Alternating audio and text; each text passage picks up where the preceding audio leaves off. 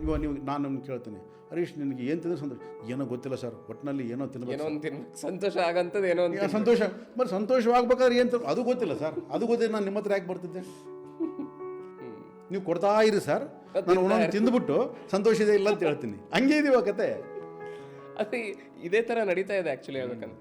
So ದೇವರು ಅನ್ನೋನು ಕೊಡ್ತಾ ಇರ್ಬೇಕು ಒಂದೊಂದೇ, ಸೊ ಅದನ್ನ ಅನುಭವಿಸ್ತಾ ಇರ್ತಾರೆ. ಸೊ ಆದ್ರೂ ಗೊತ್ತಿಲ್ಲ ದೇವ್ರು ಕೊಡ್ತಾನೇ ಇರಬೇಕು, ಅವನು ಕೊಡ್ತಾನೇ ಇರಬೇಕು. ಅದಕ್ಕೆ ಅವನಿಗೆ ಲಿಸ್ಟ್ ಕೋರಿಕೆ ಕೇಳಕ್ಕಾಗಿ ಒಂದು ಲಿಸ್ಟ್ ಅದು. ಅದಕ್ಕಾಗಿ ಆ ಒಂದು ಪೂಜೆ ಮಾಡಿಸ್ದೆ, ಈ ಒಂದು ಮಾಡಿಸ್ದೆ, ತಿರುಪತಿಗೆ ಹೋಗಿ ಬಂದೆ, ಅಲ್ಲಿಗೆ ಹೋಗಿ ಬಂದೆ, ಇಲ್ಲಿಗೆ ಹೋಗಿ ಬಂದೆ, ಈ ಪೂಜೆ ಮಾಡಿದೆ, ಇವೆಲ್ಲವೂ ಕೂಡ ನಿನ್ನ ಸಂತೋಷಕ್ಕಾಗಿಯೇ ನೀನು ಕೇಳ್ತಾ ಇರೋದು.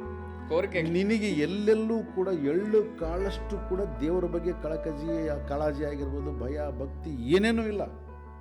ಜಸ್ಟ್ ನಿನಗೆ ಪವರ್ಫುಲ್ ಗಾಡು, ಪವರ್ಲೆಸ್ ಗಾಡು ಅಂತ ಕೂಡ ಬಂದ್ಬಿಟ್ಟಿದ್ರು ಅವಾಗೆಲ್ಲ. ತಿರುಪತಿ ವೆಂಕಟರಮಣ ಪವರ್ಫುಲ್ ಗಾಡು. ಇನ್ನೊಂದು ಪರವಾಗಿಲ್ಲ ಸರ್, ಮಾಮೂಲು. ದೇವರಲ್ಲೂ ಕೂಡ ಆ ಥರ ಬಂದ್ಬಿಟ್ಟು, ಯಾಕಂದರೆ ನೀನು ಸಂತೋಷದ ಮೇಲೆ ದೇವ್ರಿಗೂ ಡಿಪೆಂಡ್ ಆಗ್ಯಾನೆ.